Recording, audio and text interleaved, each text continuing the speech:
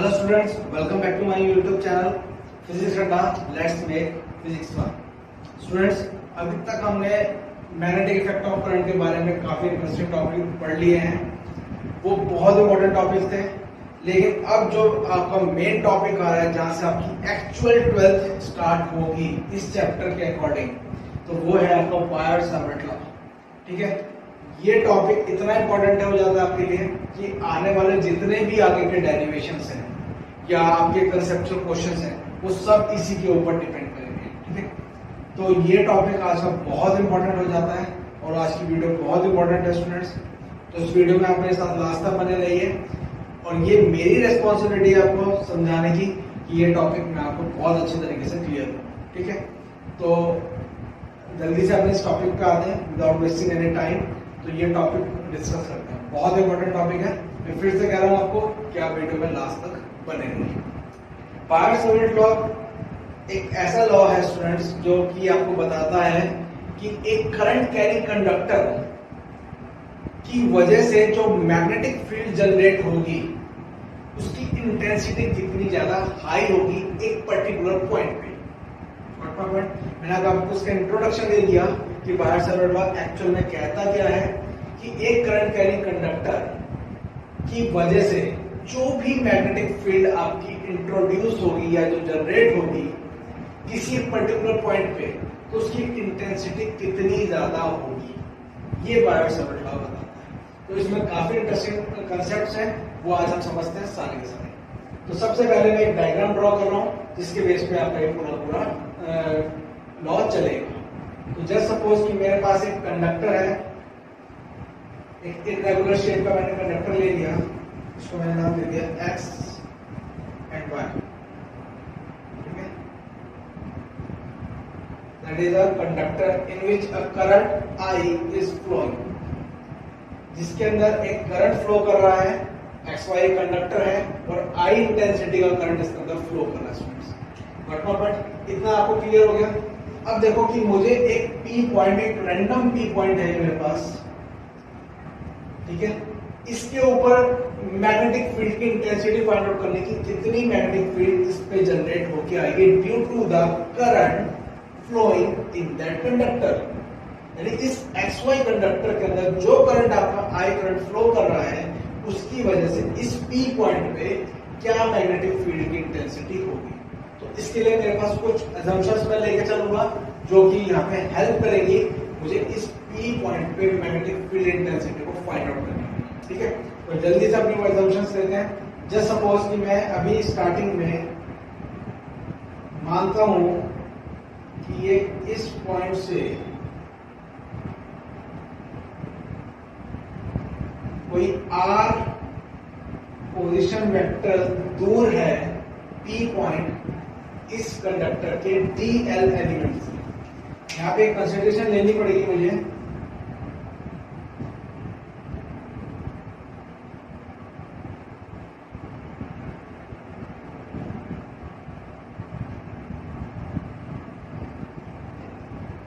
यहाँ पे स्टूडेंट्स मैंने क्या लिया कि मेरे पास एक कंडक्टर ले लिया मैंने, एक स्मॉल लेंथ का, AB लेंथ का, जिसको मैंने नाम क्या दिया, एक स्मॉल एलिमेंट है। यानी एक्चुअल लेंथ तो पूरे कंडक्टर की L थी, उसमें से मैं छोटा सा पार्ट कंसीडरेशन कर लिया। जैसे मान लो मेरे पास मार्कर है, ठीक है, तो इसमें से एक छोटा सा पार्ट मैंने इसकी कैप को ले लिया, इसको मैंने क्या बोलते हैं DL, और बाकी पूरा का पूरा कंडक्टर मेरे पास है।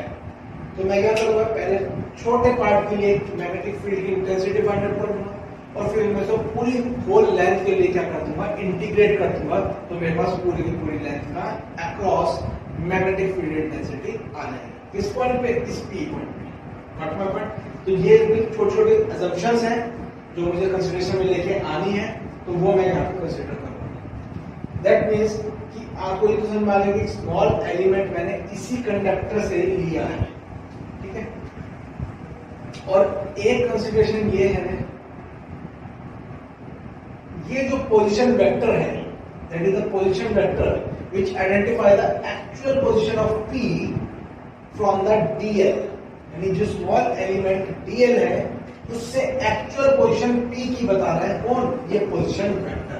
ये जो मेरे पास P पॉइंट है ये किसी थीटा एंगल के साथ इंक्लाइंड है, कहां पे, इस डीएल एलिमेंट पे। ये जो डीएल है ये बहुत इंपॉर्टेंट पॉइंट हो जाता है, यानी कि स्मॉल लेंथ है कंडक्टर की, उसको कंसिडरेशन में आपको लेके चलना है। क्लियर हुई बात, कोई कंफ्यूजन तो नहीं?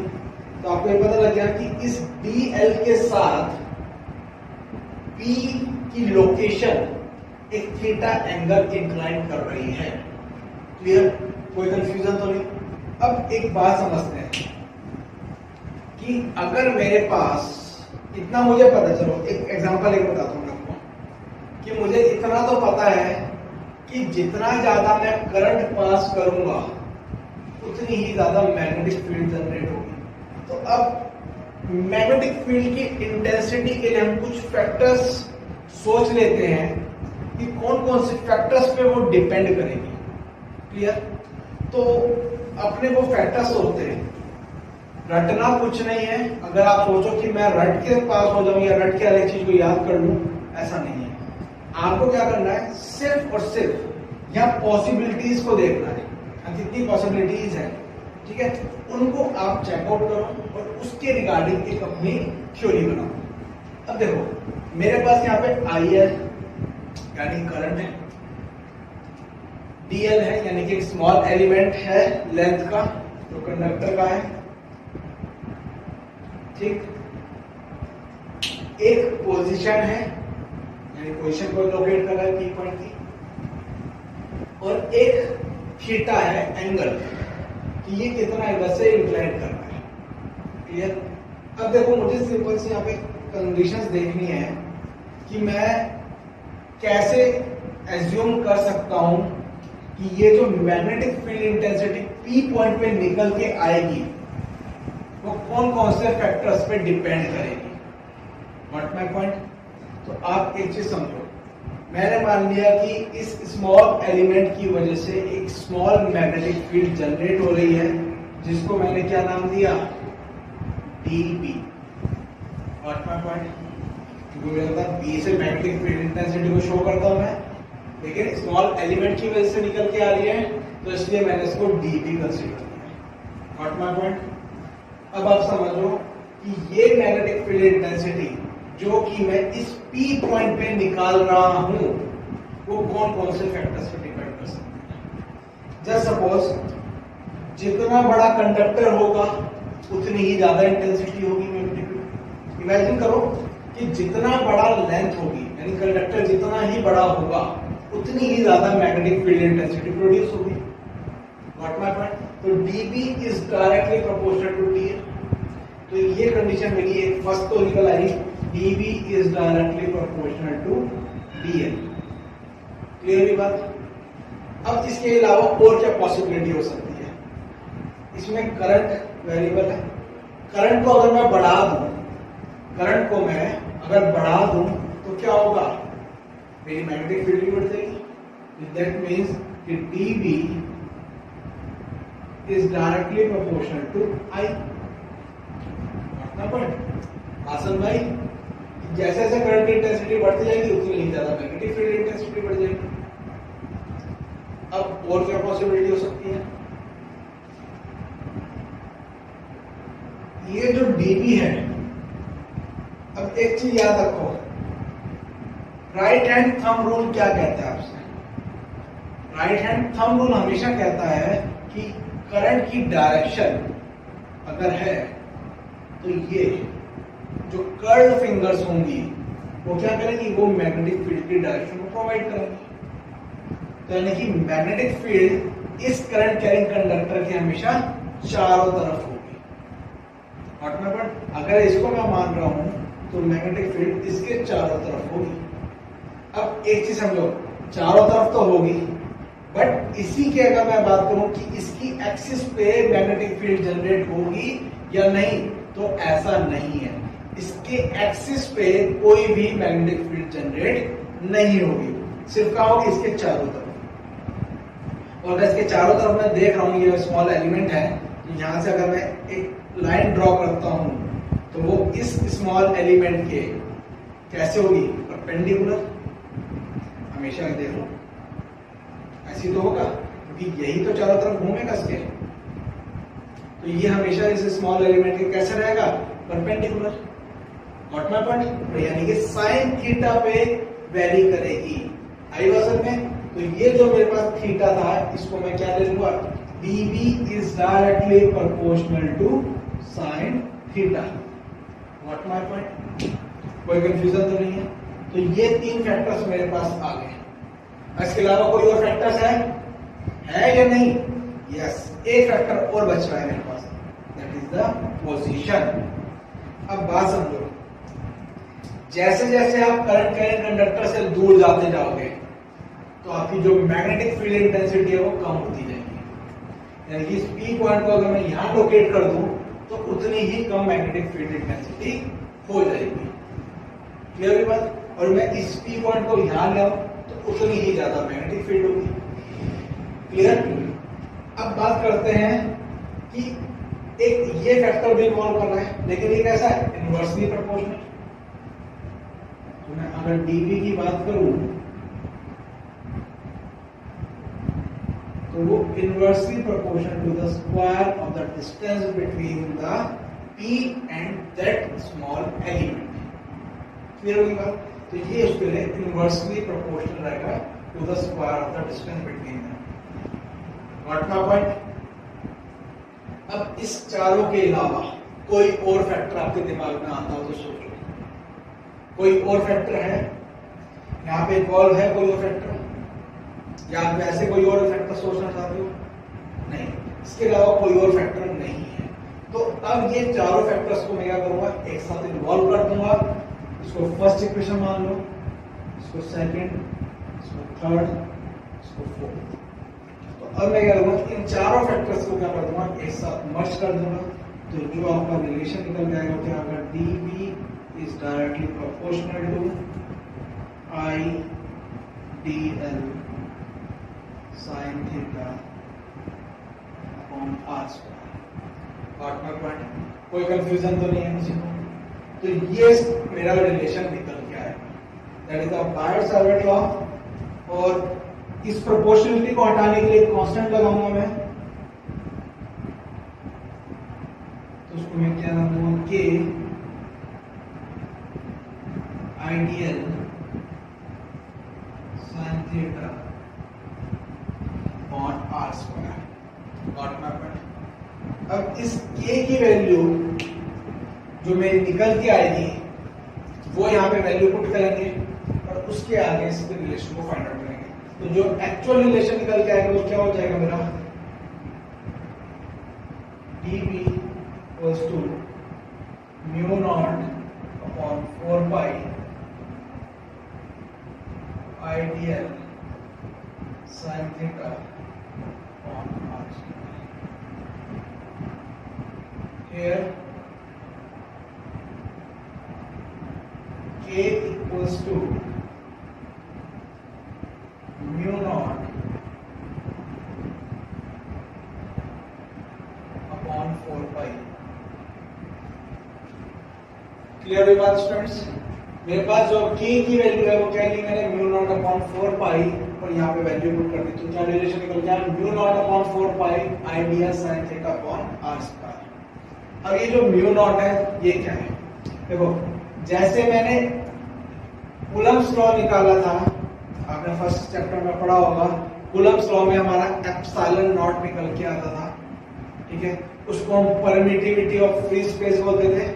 इसी तरीके से इस म्यू नॉट को क्या बोलते हैं हम, permeability of free space. Permeability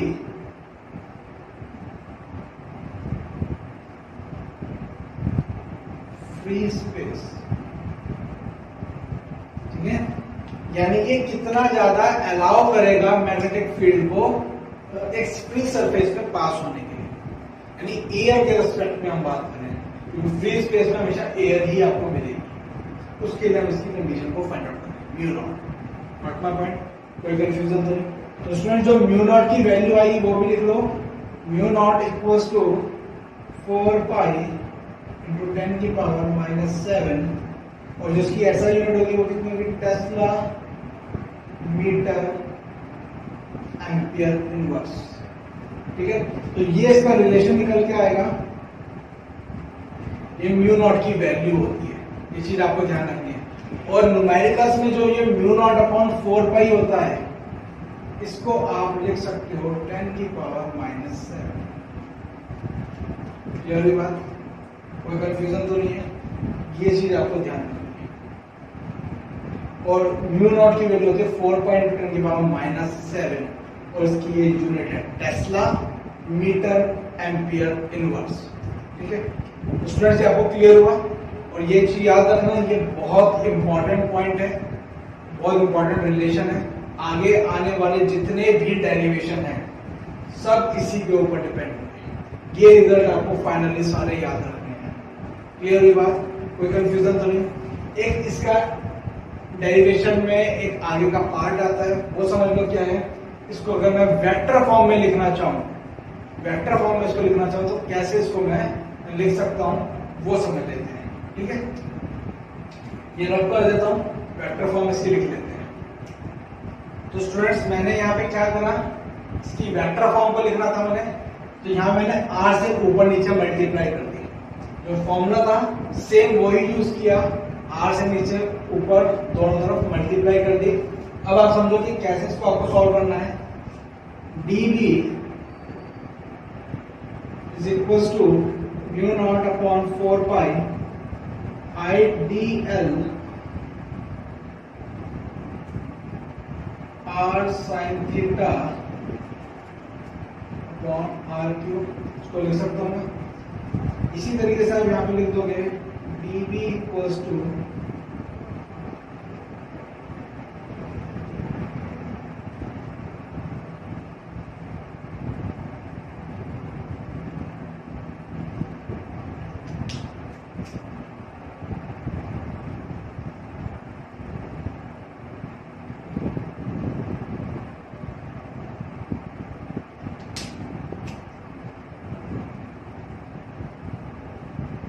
तो रिलेशन क्या निकल गया स्टूडेंट्स मेरा, dv equals to mu not upon 4 pi I dl cross r upon r cube. अब देखो फिर से समझो, एंटी क्लॉकवाइज जाना है तो dl क्रॉस r, तो मुझे क्या देगा, पॉजिटिव रिजल्ट देगा। याद रखना dl क्रॉस r करना है आपको, r क्रॉस dl मत कर देना, वो नेगेटिव हो जाएगा। अब देखो इतना तो पता लग गया कि ये वेक्टर है, यानी मैग्नेटिक फील्ड की डायरेक्शन होगी, जो वेक्टर क्वांटिटी है। तो आप अगर मैं इस अरेंजमेंट के लिए आपसे कहूं कि आप मैग्नेटिक फील्ड की इंटेंसिटी निकालो, तो वो तो इस फॉर्मूले से डिराइव हो जाएगी।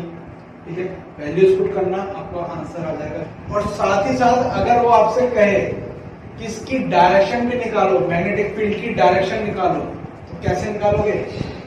आपको क्या करना है, करंट की तरफ ले रखना है, thumb right hand thumb rule का यूज करना है, और ये जो कर्ल्ड फिंगर्स हैं ये आपको हेल्प करेगी to identify the direction of magnetic field which is produced by that current carrying conductor at P point. यानी इस पी पॉइंट पे इस कंडक्टर की वजह से जो मैग्नेटिक फील्ड जनरेट होगी वो इस पी पॉइंट पे फाइंड आउट करनी है। तो अब आपका थंब ये है, और करंट की डायरेक्शन में थंब को रखो, राइट हैंड को यूज करना, कर्ल्ड फिंगर्स आपने टर्न करी।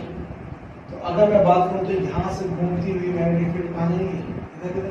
तो दैट मींस कि जो पी पॉइंट पे मैग्नेटिक फील्ड आपकी निकलेगी स्टूडेंट्स, वो कौन सी होगी, perpendicular to the plane of paper. जैसे सपोज कि मेरा ये प्लेन ऑफ पेपर है, इसके परपेंडिकुलर, क्योंकि अंदर की तरफ जा रही होगी घूमने के बाद। ठीक है, तो वो जब अंदर की तरफ जाएगी तो क्या कहूंगा मैं, perpendicular to the plane of paper directed inward. Clear बात, यानी अंदर की तरफ जा रही है। व्हाट माय पॉइंट, कोई कंफ्यूजन तो नहीं है? और इनवर्ड जब भी आपको होता है तो आप उसको क्रॉस से शो करते हो। किससे शो करते हो? क्रॉस से। ठीक है, यानी इनवर्ड। और यही पी पॉइंट अगर आपका यहां ना होता, यहां होता, जस्ट सपोज कि मैं इस पी पॉइंट को यहां पे मान लेता हूं, तो अभी मैं राइट हैंड थंब रूल लगाऊंगा, लेकिन अब इस कंडक्टर के इधर से कर्व फिंगर्स कहाँ लिए, बाहर की तरफ निकल रही है। तो क्या होगा, आपकी जो मैग्नेटिक फील्ड की डायरेक्शन होगी इस पॉइंट पे, जस्ट सपोज इसको मैंने P डैश मान लिया, क्या मान लिया इसको मैंने, P डैश। तो इस पॉइंट पे आपकी जो मैग्नेटिक फील्ड की इंटेंसिटी और डायरेक्शन होगी वो कैसे होगी, perpendicular to the plane of paper होगी। पेपर से तो परपेंडिकुलर ही है, लेकिन डायरेक्टेड आउटवर्ड। कैसी है, डायरेक्टेड आउटवर्ड। और डायरेक्टेड आउटवर्ड को आप किससे शो करते हो, डॉट से। जब भी आपकी आउटवर्ड डायरेक्शन की होगी तो आप उसे डॉट से शो करोगे। क्लियर होगी बात। तो ये चीज आपको ध्यान रखनी है स्टूडेंट्स। क्लियर है बिल्कुल, कोई कंफ्यूजन तो नहीं। तो अब इसमें कुछ स्पेशल केसेस आते हैं बायट-सावर्त लॉ में, वो भी देख लेते हैं कि किस पॉइंट पे आपकी मैक्सिमम फील्ड इंटेंसिटी मिलेगी और किस पॉइंट पे आपको मिनिमम इंटेंसिटी होगी। ठीक है, तो वो जल्दी से फाइंड आउट कर लेते हैं। तो स्टूडेंट्स यही जो रिजल्ट है, इसी के लिए मैं स्पेशल केसेस लगाऊंगा, अलग अलग कंडीशंस पुट करेंगे, उस पर देखेंगे मैग्नेटिक फील्ड की इंटेंसिटी क्या आ रही है। ठीक है, तो सबसे पहले आप आ जाओ, if theta equals to 0 degree. अगर मैं बात करूं कि थीटा मेरे पास 0 डिग्री है, दैट मीन्स कि ये जो एंगल है और ये जो P पॉइंट है, ये P पॉइंट कंडक्टर की लाइन पे आ गया, यानी उसके पैरेलल हो गया। ठीक है, तो आप उस कंडीशन को पुट करोगे तो dB इक्वल्स टू कितना हो जाएगा, 0। क्योंकि मुझे पता है साइन 0 होता है, तो उसके लिए कंडीशन कैसी हो जाएगी, 0। इसी तरीके से मैं थीटा को 0 या फिर 180 भी पुट कर सकता हूं। तो इस कंडीशन पे आपकी जो मैग्नेटिक फील्ड इंटेंसिटी होगी वो कैसी हो जाएगी, मिनिमम। तो याद रखना, जब भी कंडक्टर की लाइन में आपका कोई पॉइंट पुट कर दिया जाए, सेम कोलिनियर हो वो, तो आप एक चीज याद रखना, उस पॉइंट पे मैग्नेटिक फील्ड इंटेंसिटी कितनी हो जाएगी, 0। न्यूमेरिकल्स में बहुत आता है। ठीक है, इसी तरीके से इफ थीटा इक्वल्स टू कितना हो जाए, 90 डिग्री हो जाए, तो dB इक्वल्स टू कितना हो जाएगा आपका, mu naught 0.4 pi I dl upon r square.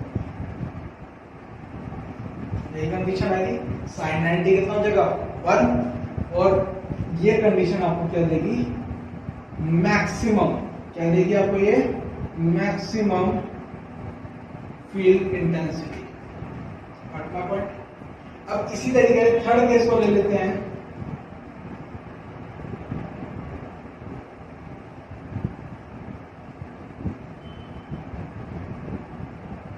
आई को 0 कर दो, दैट मीन्स कि अगर मेरे पास आई 0 हो जाए, करंट ही ना हो, तो यहाँ पे कोई भी मैग्नेटिक फील्ड इंटेंसिटी आएगी ही नहीं। तो dB इक्वल्स टू कितना आ जाएगा इस केस में स्टूडेंट्स,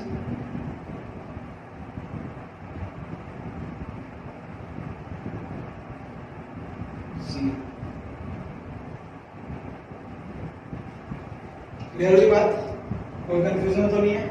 तो ये इसके कुछ स्पेशल केसेस हैं बायट-सावर्त लॉ के, और ये इसका फाइनल रिजल्ट है जो कि बहुत इंपॉर्टेंट है। आगे के जितने भी डेरिवेशंस हैं स्टूडेंट्स आपके, सब में ये यूज होगा। इसी का अब हम रिजल्ट डायरेक्ट यूज करेंगे और आगे के डेरिवेशन सारे परफॉर्म होंगे। ठीक है, तो आई होप कि आपको सारा अच्छी तरीके से क्लियर हुआ होगा।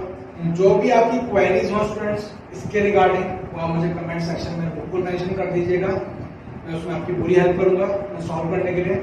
और अगर आपको ये वीडियो पसंद आई है स्टूडेंट्स, तो please like, share and comment. इसी तरीके से अगर मैं बात करूं, फिजिक्स को आपको इंटरेस्टिंग और इजी बनाना है, हर एक कंसेप्ट को बहुत अच्छे तरीके से सीखना है, बिल्कुल बेसिक कंसेप्ट से सीखना है, तो आप इस चैनल पे जुड़े रहिए मेरे साथ फिजिक्स करना में। Let's make physics fun.